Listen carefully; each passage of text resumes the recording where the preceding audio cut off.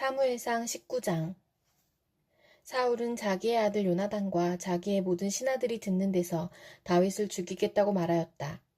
사울의 아들 요나단은 다윗을 매우 좋아하고 있었으므로 다윗에게 이것을 귀띔하여 주었다. 나의 아버지 사울이 자네를 죽이려 하니 나의 말을 듣게. 자네는 내일 아침 일찍 몸을 피하여 외진 곳으로 가서 숨어 있게.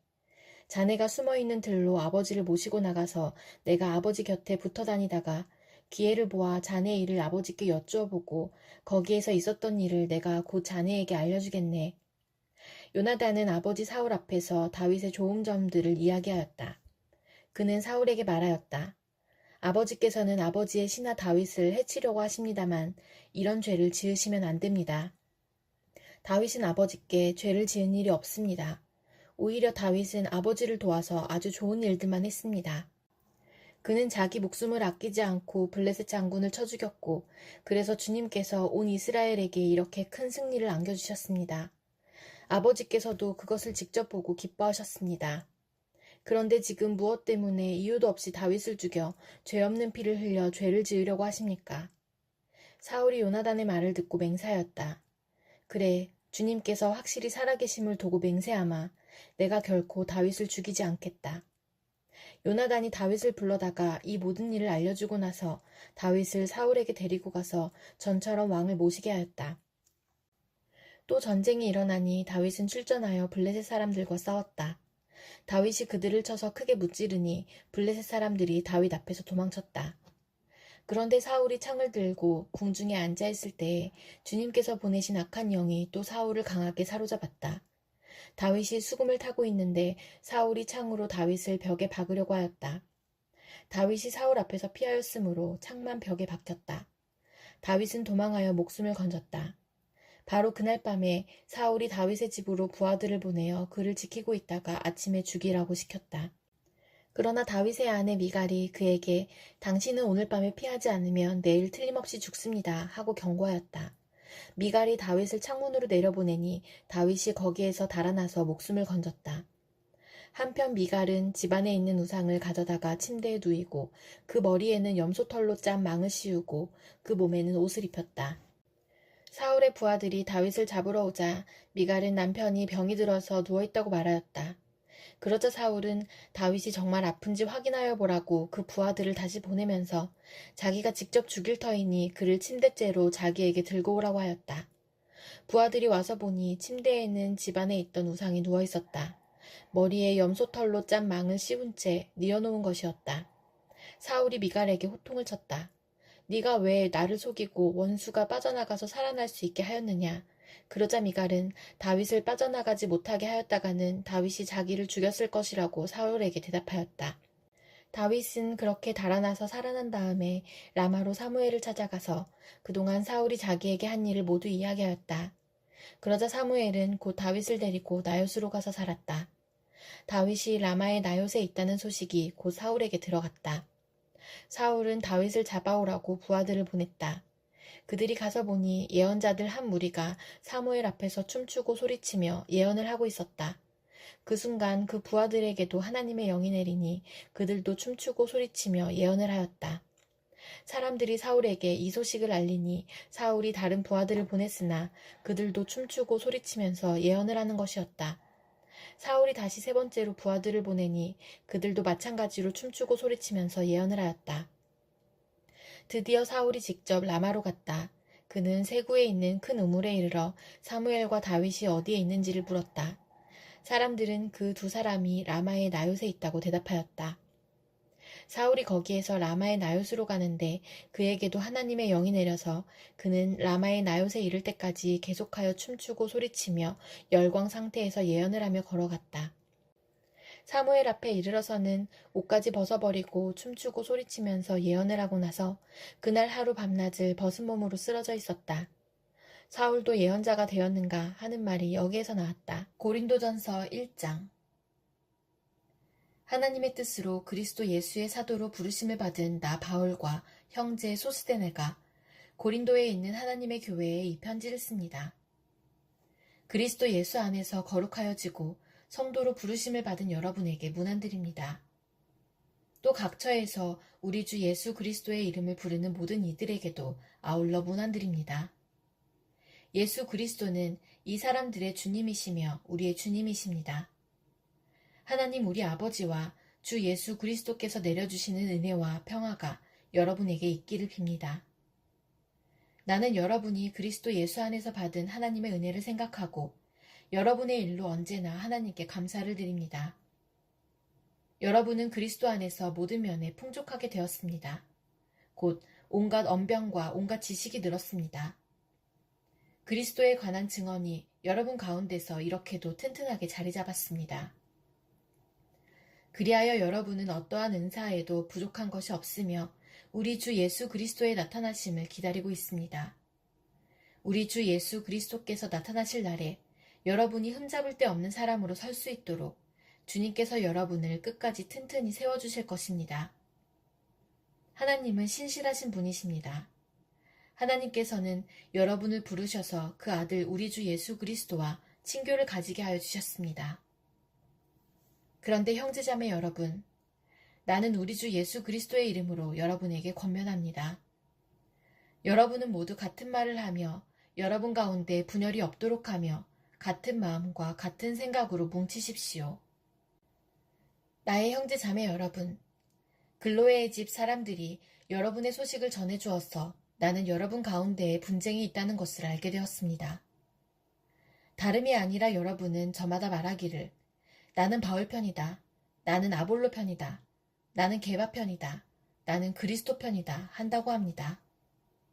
그리스도께서 갈라지셨습니까? 바울이 여러분을 위하여 십자가에 달리기라도 했습니까? 또는 여러분이 바울의 이름으로 세례를 받았습니까? 내가 여러분 가운데에서 그리스보와 가이오 밖에는 아무에게도 세례를 준 일이 없음을 하나님께 감사드립니다. 그러므로 아무도 나의 이름으로 세례를 받았다고 말하지 못할 것입니다. 내가 스데바나 가족에게도 세례를 주었습니다마는 그 밖에는 다른 누구에게 세례를 주었는지 나는 모릅니다. 그리스도께서는 세례를 주라고 나를 보내신 것이 아니라 복음을 전하라고 보내셨습니다. 복음을 전하되 말의 지혜로 하지 않게 하셨습니다. 그것은 그리스도의 십자가가 헛되이 되지 않게 하시려는 것입니다. 십자가의 말씀이 멸망할 자들에게는 어리석은 것이지만 구원을 받는 사람인 우리에게는 하나님의 능력입니다. 성경에 기록하기를 내가 지혜로운 자들의 지혜를 멸하고 총명한 자들의 총명을 패할 것이다 하였습니다. 현자가 어디에 있습니까? 학자가 어디에 있습니까? 이 세상의 변론가가 어디에 있습니까? 하나님께서는 이 세상의 지혜를 어리석게 하신 것이 아닙니까? 이 세상은 그 지혜로 하나님을 알지 못하였습니다. 하나님의 지혜가 그렇게 되도록 한 것입니다. 하나님께서는 어리석게 들리는 설교를 통하여 믿는 사람들을 구원하시기를 기뻐하신 것입니다. 유대 사람은 기적을 요구하고 그리스 사람은 지혜를 찾으나 우리는 십자가에 달리신 그리스도를 전합니다.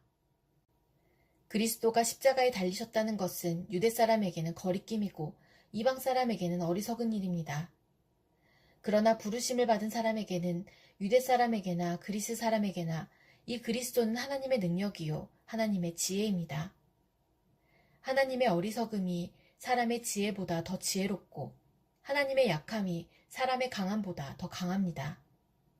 형제자매 여러분, 여러분이 부르심을 받을 때에 그 처지가 어떠하였는지 생각하여 보십시오. 육신의 기준으로 보아서 지혜 있는 사람이 많지 않고 권력 있는 사람이 많지 않고 가문이 훌륭한 사람이 많지 않았습니다.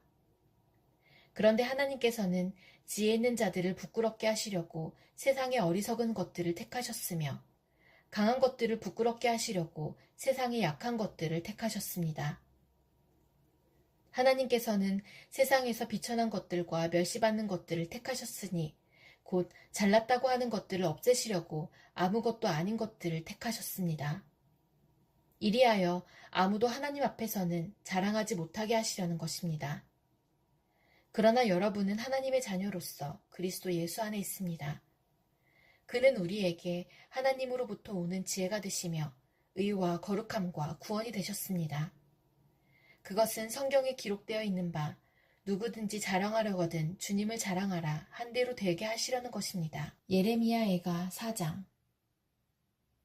아, 슬프다. 어찌하여 금이 빛을 잃고 어찌하여 순금이 변하고 성전 돌들이 거리 어기마다 흩어졌는가. 순금만큼이나 고귀한 시온의 아들들이 어찌하여 토기장이들이 빚은 질그릇 정도로나 여김을 받는가. 들깨들도 제 새끼에게 젖을 물려 빨리는데 내 백성의 도성은 사막의 타조처럼 잔인하기만 하구나. 거기들이 목말라서 혀가 입천장에 붙고 어린 것들이 먹을 것을 달라고 하여도 한술 떠주는 이가 없구나. 지난날 맛있는 음식을 즐기던 이들이 이제 길거리에서 처량하게 되고 지난날 색동옷을 입고 자라던 이들이 이제 거름더미에 뒹구는구나. 예전에는 저 소돔성이 사람이 손을 대지 않아도 순식간에 무너지더니 내 백성의 도성이 지은 죄가 소돔이 지은 죄보다 크구나. 예전에는 귀하신 몸들이 눈보다 깨끗하며 우유보다 희고 그 몸이 산호보다 붉고 그 모습이 천국과 같더니 이제 그들의 얼굴이 숲보다 더 검고 살갗과 뼈가 맞붙어서 막대기처럼 말랐으니 거리에서 그들을 알아보는 이가 없구나. 굶어 죽은 사람보다는 차라리 칼에 죽은 사람이 낫겠다. 다쳐서 죽은 사람이 먹거리가 없어서 서서히 굶어 죽어가는 사람보다 더 낫겠다. 내 백성의 도성이 망할 때에 자애로운 어머니들이 제 손으로 자식들을 삶아서 먹었다. 주님께서 진노하셔서 타오르는 분노를 퍼부으셨다. 시온에 불을 지르고 그 터를 사르셨다. 예루살렘 성문으로 대적과 원수가 쳐들어갈 것이라고 세상의 어느 왕이, 세상의 어느 민족이 믿었는가. 그러나 이런 일이 일어나고 말았으니 이것은 예언자들이 죄를 짓고 제사장들이 악한 일을 하여서 성 안에서 의로운 사람들이 살해되었기 때문이다. 지도자들이 맹인들처럼 거리를 헤매지만 피로 부정을 탄 몸이라서 아무도 그들의 옷자락을 만지지 않는다. 사람들이 그들을 보고 비켜라, 더럽다, 비켜라, 비켜, 물러서라 하고 소리친다. 그들은 가버렸다. 그들은 떠돌이가 되어야 한다.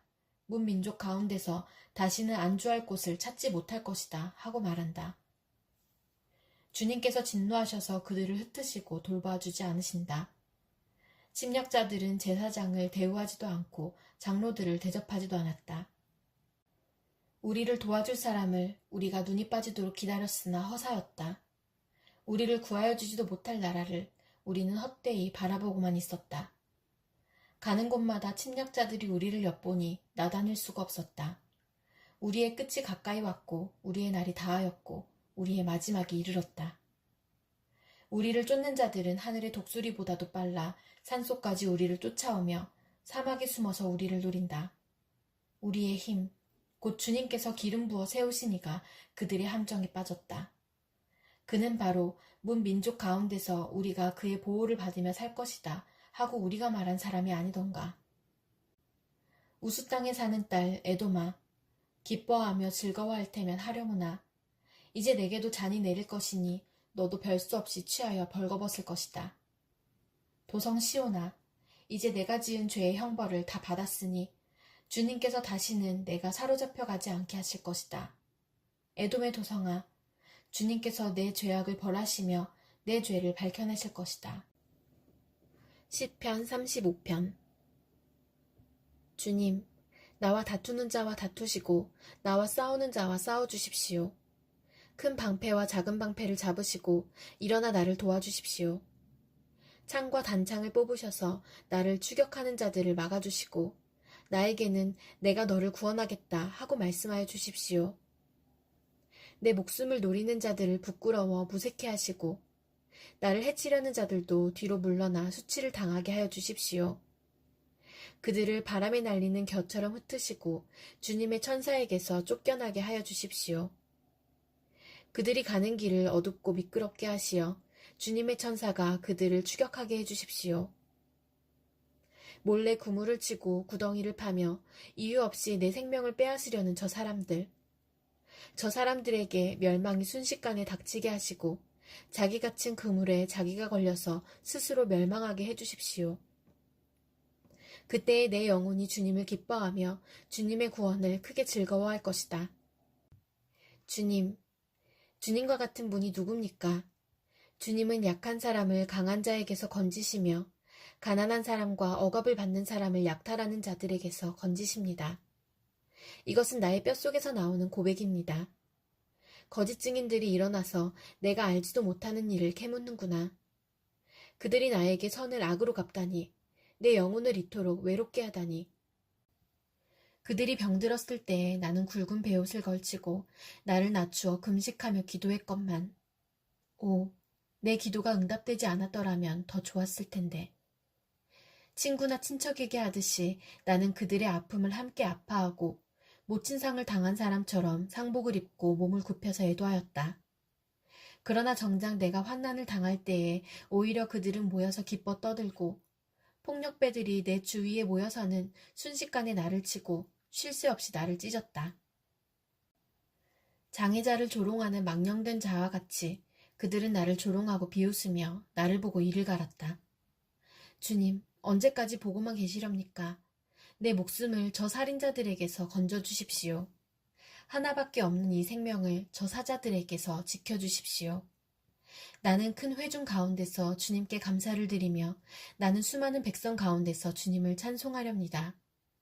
거짓말쟁이 원수들이 나를 이겼다면서 기뻐하지 못하게 해주십시오.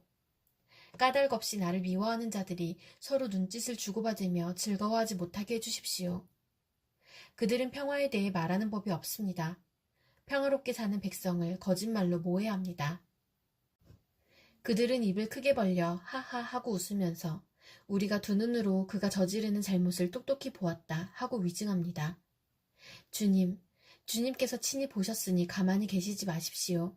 주님, 나를 멀리하지 마십시오. 나의 하나님, 나의 주님, 분발하여 일어나셔서 재판을 여시고 시비를 가려주십시오. 주님, 나의 하나님, 주님의 공의로 나에게 공정한 판결을 내려주십시오. 그들이 나를 이겼다고 하면서 기뻐하지 못하게 해주십시오. 그들이 마음속으로 하하, 우리의 소원이 이루어졌구나 하고 고소해하지 못하게 해주십시오. 드디어 우리가 그를 삼켜버렸지 하고 말하지도 못하게 해주십시오. 나의 불행을 기뻐하는 저 사람들은 다 함께 수치를 당하고 창피를 당하고 말 것이다.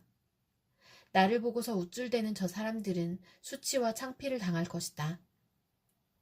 그러나 내가 받은 무죄 판결을 기뻐하는 자들은 즐거이 노래하면서 기뻐할 것이다. 그들은 쉬지 않고 주님은 위대하시다. 그를 섬기는 사람에게 기꺼이 평화를 주시는 분이시다. 하고 말할 것이다. 내 혀로 주님의 의를 선포하겠습니다. 온종일 주님을 찬양하겠습니다.